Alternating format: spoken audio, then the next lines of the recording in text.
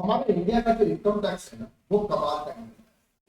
अगर आप बात करते हैं एक सैलरी एम्प्लॉय की जिसकी सैलरी 12 से 15 लाख रुपए है, इसको ईयरली 2 से 3 लाख रुपए का टैक्स। लेकिन अगर किसी बिजनेस की इनकम 1 करोड़ या 1.5 करोड़ है, फिर भी वो 10 से 15 हजार रुपए। आखिर इसके पीछे रीजन क्या है? इसके पीछे रीजन है कि वो ज्यादा से ज्यादा एक्सपेंसेस दिखा के अपने नेट प्रॉफिट को कम कर देता है। अब एक्सपेंसेस दो तरीके से दिखाए जाते हैं, एक दिखाया जाता है बैंक पे और दूसरा दिखाया जाता है कैश। बैंक कोई भी एक्सपेंसेस करते हैं या कोई भी पेमेंट करते हैं तो बैंक के पास में उसकी डिटेल्स होती है और गवर्नमेंट के पास में उसकी डिटेल होती है। लेकिन अगर कैश में कोई ट्रांजेक्शन किया जाता है और जिसका एक्सपेंसेस का डिडक्शन लिया जाता है, वहां पे गवर्नमेंट को वो रूपी। इसलिए गवर्नमेंट ने क्या किया है कि कैश के रिलेटेड कुछ रिस्ट्रिक्शन अप्लाई कर कि आप इससे ज्यादा केस में पेमेंट नहीं कर पाओगे, आप इससे ज्यादा केस में आप रिसीव नहीं कर पाओगे। अगर आप ऐसा करोगे तो हम आपके एक्सपेंसेस की फीस अलाउ कर देंगे और ऊपर से आप पर पेनल्टी लगाएंगे। तो अगर आप एक अकाउंटेंट हैं तो आप किसी बिजनेस से अकाउंटिंग करें और आपको भी ऐसा लगता है कि सर हमको कैश में कितना पेमेंट करना चाहिए, एक पार्टी से हम कैश में कितना रिसीव कर सकते हैं, अगर ये सभी डाउट्स अगर आपके हैं तो ये वीडियो आपके लिए इंपॉर्टेंट वीडियो है। क्योंकि आज की इस वीडियो में हम डिटेल में एक एक पॉइंट्स को कवर करने वाले हैं जिसमें ये पता चले कि सर इससे ज्यादा का आप कैश में एक्सपेंसेस या कैश में आप किसी को पेमेंट कर भी नहीं सकते और ले भी नहीं सकते। चलिए वीडियो को शुरू करते हैं। सबसे पहले बात करते हैं section 40A subsection 3। Section 40A subsection 3 कहता है कि अगर आप किसी भी बिजनेस में एक्सपेंसेस रिलेटेड पेमेंट कर रहे हैं, यानी कि अगर आपने कोई भी एक्सपेंसेस किया है उसका पेमेंट अगर आप कैश में कर रहे हो तो आप एक दिन के अंदर 10,000 रुपए से ज्यादा का पेमेंट आप नहीं कर सकते। एक्सपेंसेस की बात करें, यानी कि फॉर एग्जांपल मैंने कोई स्टेशनरी का एक्सपेंसेस किया, स्टेशनरी लाया और उसका पेमेंट था सर 20, उसका जो इनवॉइस था वो 20,000 था, लेकिन मैं एक दिन के अंदर 10,000 रुपए से ज्यादा का पेमेंट मैं नहीं कर सकता। अब यहाँ लिमिट की बात करते हैं तो 35,000 रुपीज की लिमिट होती है गुड फ्रेट चार्जेस की।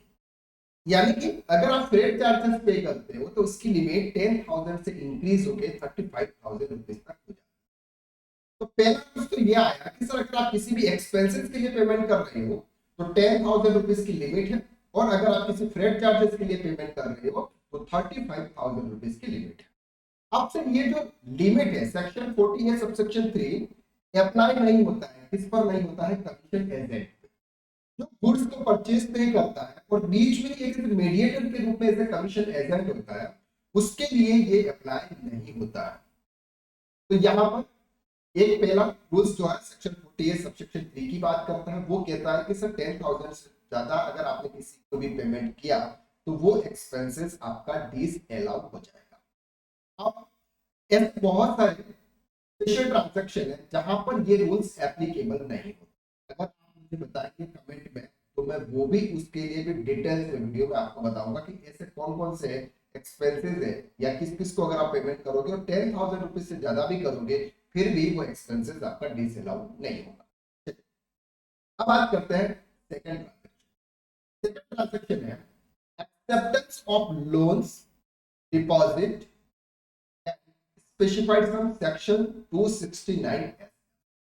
ये सेक्शन बात करता है कि अगर हम बिजनेस कर रहे हैं, बिजनेस के अंदर अगर हमने किसी से लोन लिया या दिया, कैश की बात करें, अगर किसी भी पर्सन से लोन लिया या दिया, अगर हमने किसी को डिपॉजिट दी या दी, उसकी जो लिमिट है वो है सर आपकी 20,000 रुपीज।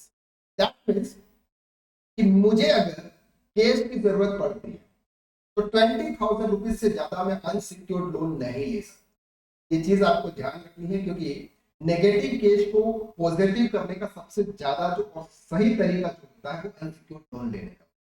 एक दो पार्टी खड़ी कर दो और उनसे अनसिक्योर्ड लोन ले लो, लेकिन अनसिक्योर्ड लोन 20,000 रुपीज से ज्यादा का आप कैश में एक पर्सन से 1 साल के अंदर आप नहीं ले सकते। इस चीज का आपको ध्यान रखना। तो पहला पॉइंट तो आपका था एक्सपेंसेस के रिलेटेड, जहां पर 10,000 की लिमिट थी। दूसरा है 20,000, ये जो लिमिट है वो लोन की है, यानी कि अगर आप लोन ले रहे हैं या फिर दे रहे हैं तो आप 20,000 रुपीज से ज्यादा का आप नहीं। सेकंड और third, mode of undertaking transaction, ये बात करता है सेक्शन 269 एसटी। 269 एसटी बात करता है कि आप एक दिन में एक पर्सन से 2 लाख रुपए से ज्यादा का केस रिसीव नहीं कर सकते। एक तरफ हम बोल रहे हैं कि 10,000 रुपीज से ज्यादा का आप पेमेंट नहीं कर सकते, और यहाँ पर ये बात कर रहा है कि 2 लाख रुपए से ज्यादा का आप केस रिसीव नहीं कर सकते, तो उस पर्सन को पेमेंट करेगा, क्योंकि वहां पर 10,000 रुपीज से ज्यादा आप नहीं कर सकते। लेकिन यहाँ पर जो बात हो रही है वो हो रही है कि अगर आपने किसी भी पर्सन को गुड सेल्स किया जिसका कोई बिजनेस नहीं, जिसका कोई बिजनेस नहीं है, ऐसे पर्सन से आप 2 लाख रुपीज से ज्यादा एक दिन में किसी एक इवेंट के सामने किसी भी पर्सन से पेमेंट रिसीव नहीं कर सकते। अब से यहाँ पर थोड़ा सा डिटेल में हम समझने की कोशिश करते हैं, क्योंकि ये थोड़ा सा इंपॉर्टेंट पॉइंट है। तो यहाँ पर हमेशा किसी को कंफ्यूजन होता है, क्या होता है? फॉर एग्जाम्पल, मैंने किसी पर्सन को एक कार सेल कर, कौन है सर? वो पर्सन इंडिविजुअल पर्सन है जिसका कोई बिजनेस नहीं है, सैलरी एम्प्लॉय।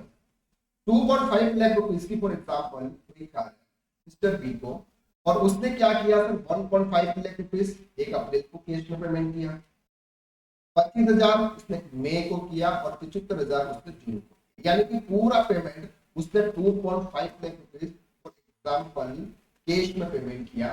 तो यहाँ पर रूल 269 एसपी एप्लीकेबल हो जाता है, यानी कि एक्सपेंसेस, यानी कि आप पेमेंट जो रिसीव कर रहे हैं ये गलत है, आप इसके ऊपर आपको पेनल्टी करते हैं। तो इससे क्या होता है, क्या अब इसको समझ दो और डिटेल में। मैंने किसी भी पर्सन को कोई भी इनवॉइस इश्यू किया, फॉर एग्जांपल मैंने इनवॉइस इश्यू किया 3 लाख रुपए, मैं इनवॉइस के साथ में 2 लाख रुपए से ज्यादा कैश रिसीव नहीं कर सकता हूं। सिंपल सा लॉजिक है, चाहे वो एक दिन में है चाहे वो एक से ज्यादा दिन में है, किसी भी एक इनवॉइस के सामने किसी भी पर्सन से 2 लाख रुपए से ज्यादा कैश रिसीव नहीं कर सकता। अब जो भी कैश रिसीव यानी कि जो कैश में पेमेंट करेगा वो पर्सन बिजनेस नहीं करे करता होगा, तभी जाके तो इतना पेमेंट। यहाँ तक आपको बात इजीली समझ में। चलिए आगे बढ़ते हैं। एक्सेप्टेंस ऑफ लोन, क्या बात करते हैं? Acceptance of payment through prescribe electronic mode 269 AC. अब ये बात कर रहे हैं कि अगर आपका टर्नओवर 50 करोड़ रुपए से ज्यादा, अगर आपका टर्नओवर 50 करोड़ रुपए से ज्यादा है, तो आपको ऑप्शन देने होंगे कि आप डिजिटल पेमेंट भी कर सकते हो और कैश में पेमेंट भी कर सकते हो। ये वाला जो रूल्स है, ये रूल्स एक्चुअली मुझे समझ में नहीं आता। क्यों नहीं आता? आजकल जो पेमेंट है ना वो हर कोई यूपीआई से कर रहा है, फोन पे से, गूगल पे से, नेट बैंकिंग के थ्रू कर रहा है, तो ऑप्शन की बात। लेकिन इस सेक्शन में उन्होंने बोला हुआ है कि आप यहाँ पर पेमेंट के लिए आपको ऑप्शंस देना पड़ेगा। क्लियर हो गया आपको? यहाँ पर तो 20,000 रुपीज से ज्यादा आप न तो कैश में लोन ले सकते हो, न कैश में आप लोन दे सकते हो। यहाँ पर लिमिट है, वो लिमिट आपको यहाँ पर एक ही स्क्रीन पर आपको दिखाई देगी। Taking acceptance loan deposit specified 20,000 से ज्यादा आप ले नहीं सकते। अगर लेते हो तो सेक्शन 271 डी के थ्रू आपको क्या लग जाती है सर? पेनल्टी लग जाती है। कितनी? 100% पेनल्टी। इतना आपने लिया उतना पेमेंट आपको गवर्नमेंट को करना। Recipient of any amount 2 lakh और मोर आप नहीं रिसीव कर सकते, 100% पेनल्टी है sir. Facility for accepting price electronic mode, यहाँ पर जो हम 50 करोड़ के टर्नओवर की बात कर रहे थे ये है सर। आपको उसके लिए आपको 2 ऑप्शन देने पड़ेंगे। अब वो अगर ऑप्शन नहीं दिए तो 5,000 पर डे के हिसाब से आपको पेनल्टी है। मुझे एक समझ में नहीं आती, अगर किसी का टर्नओवर 50 करोड़ से ज्यादा है, वो पर्सन कैश में बिजनेस करता होगा, ऑब्वियसली वो नेट बैंकिंग के थ्रू, डिजिटल पेमेंट के थ्रू ही पेमेंट रिसीव या पेमेंट देता है। लेकिन क्या गवर्नमेंट इस तरह से रूल्स बनाती है या पहले बनाई हुई होगी? Repayment of any loan deposit specific advance 20,000, ये कुछ ऐसे ट्रांजैक्शन है जिससे आपको पेमेंट करने होते हैं। अगर इससे ज्यादा का अगर आपने पेमेंट किया तो वो एक्सपेंसेस आपके डिसअलाउ हो जाते हैं। अब आप करते हैं बहुत सारे ऐसे पर्सन है कि हम किसी भी पर्सन से कैश में कितना गुड सेल्स कर सकते हैं। तो यहाँ पर ईयरली वाइज कैश की कोई लिमिट नहीं है, यहाँ पर ट्रांजैक्शन वाइज लिमिट है। तो इस बात को आप ध्यान रखें, पर ट्रांजैक्शन आपको ध्यान रखना है, ना कि आपको ईयरली ध्यान रखना है कि ईयरली आप किसी पर्सन को कितना कैश रिसीव कर सकते हैं, यानी कि गुड सेल्स कर सकते हैं। वहां पर जीएसटी के अंदर कोई भी लिमिट नहीं है, जीएसटी में सब अनलिमिटेड है, लेकिन ये जो बात कर रहा है ये इनकम टैक्स एक्ट बात कर रहा है। जब इनकम टैक्स की बारी आती है तब यहाँ पर क्या आपको यहाँ पर ये सेक्शन है जो सेक्शन आपके इनकम टैक्स एक्ट में है, और इनकम टैक्स एक्ट में ये सेक्शन बताते हैं कि आपके जो एक्सपेंसेस होंगे वो एक्सपेंसेस आपके डिसअलाउ हो जाए। अब एक बात डिसअलाउ का मतलब क्या होता है? फॉर एग्जांपल मैंने किसी पर्सन को स्टेशनरी के लिए 15,000 रुपए का पेमेंट किया। कितने का पेमेंट किया सर? 15,000 रुपीज। और मैंने अपनी बुक्स में ए से पीएनएल के अंदर मैंने उसको डेबिट कर दिया 15,000। अब मेरा जो प्रॉफिट है वो प्रॉफिट आया फॉर एग्जांपल 15,000 रुपीज का मैंने क्या कर दिया सर? एक्सपेंसेस डिडक्शंस ले लिया, और मैंने मेरा जो प्रॉफिट आया 2,50,000। अब से क्या होगा, जब उसका ऑडिट होगा और ऑडिट में ये पता चलेगा या फिर कभी बाद में पता चलेगा कि सर आपने आपकी बुक्स में कैश में आपने 15,000 रुपए का पेमेंट दिखाया, तो ये एक्सपेंसेस आपका क्या हो जाएगा? डिसअलाउ हो जाएगा। डिसअलाउ का मतलब क्या होता है? डिसअलाउ का मतलब होता है कि सर आपकी पीएनएल का जो प्रॉफिट होगा वो तो 2,50,000 ही होगा, लेकिन जब आप इनकम टैक्स का रिटर्न फाइल करोगे उसमें जब कंप्यूटेशन बनाओगे तब एड बैक करोगे सेक्शन 48(3) के थ्रू 15,000 रुपए आपके डिसअलाउ। ये कितना हो जाएगा सर? 2,50,000 प्लस 15 2,60,000। पीएनएल आपको इतना ही दिखेगा 2,50,000, लेकिन इनकम टैक्स का जब कंप्यूटेशन प्रिपेयर करेंगे, income tax point of view से जब आप प्रॉफिट निकालेंगे, वहां पर आपका प्रॉफिट आएगा 2,65,000। इसको बोलते हैं एक्सपेंसेस डिसअलाउ। आई होप कि आपको इस वीडियो के अंदर बहुत अच्छी तरीके से क्लियरिटी हो चुकी है एक कौन कौन से एक्सपेंसेस की क्या क्या लिमिट। तो आज के लिए बस इतना, नेक्स्ट वीडियो में फिर मुलाकात करते हैं।